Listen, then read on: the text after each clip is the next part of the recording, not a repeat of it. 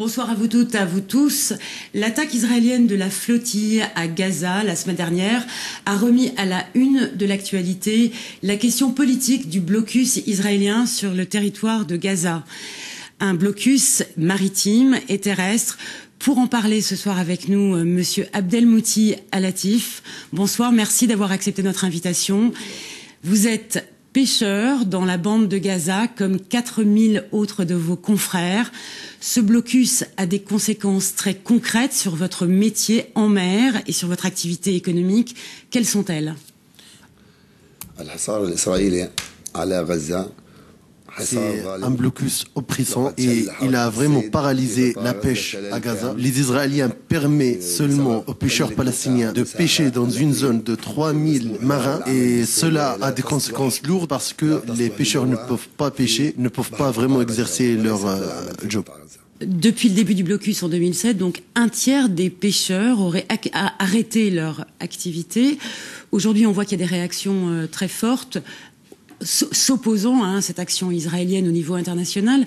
Est-ce que vous croyez qu'il y a des chances pour que ce blocus illégal, depuis sa mise en place, a des chances de s'arrêter rapidement? Il n'y a pas beaucoup d'espoir chez les pêcheurs palestiniens que ce blocus soit enlevé et on l'espère quand même, mais on voit réellement que la communauté internationale fait tout son possible pour la levée de ce blocus, mais toujours ces efforts sont confrontés par le refus israélien et par le veto américain. Alors, vous étiez en Corse à l'invitation de Corsica Palestine, et à l'occasion de Pescador Infest, vous avez rencontré des pêcheurs ajacciens.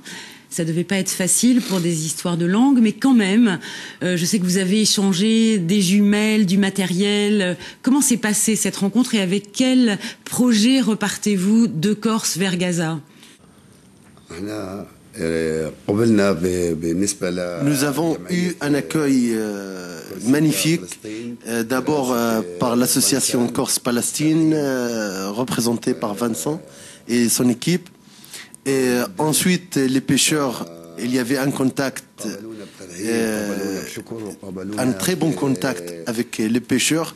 On a senti leur sympathie à l'égard de la cause palestinienne et leur solidarité.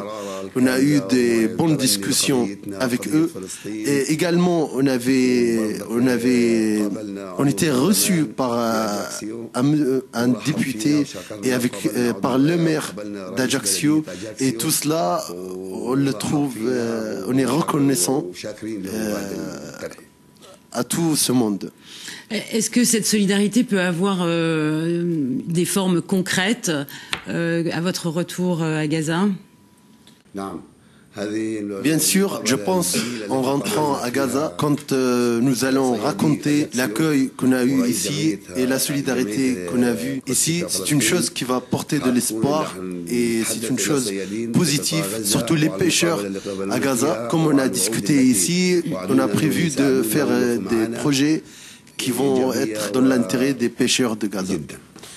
On espère une seule chose, que le blocus soit levé et les passages seront ouverts pour qu'on puisse un jour recevoir et accueillir les gens d'Ajaccio, les pêcheurs, l'association Corsica Palestine et qu'on arrive au moins de rendre un peu de cet bon accueil qu'on a eu ici. Dernière question, au débat auquel j'ai pu assister à Ajaccio, on a senti une certaine timidité pour aborder directement les questions politiques. À votre avis, pourquoi?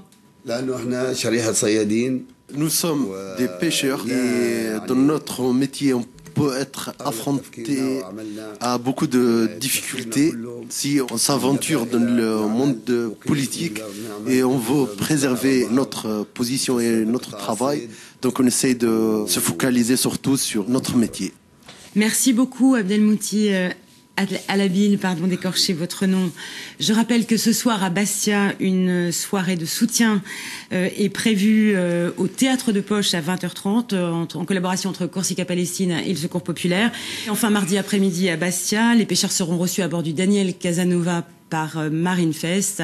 Je vous laisse pour la suite de Corsica Zère à Mare Nostrum. C'est la semaine prochaine, même chaîne, même heure.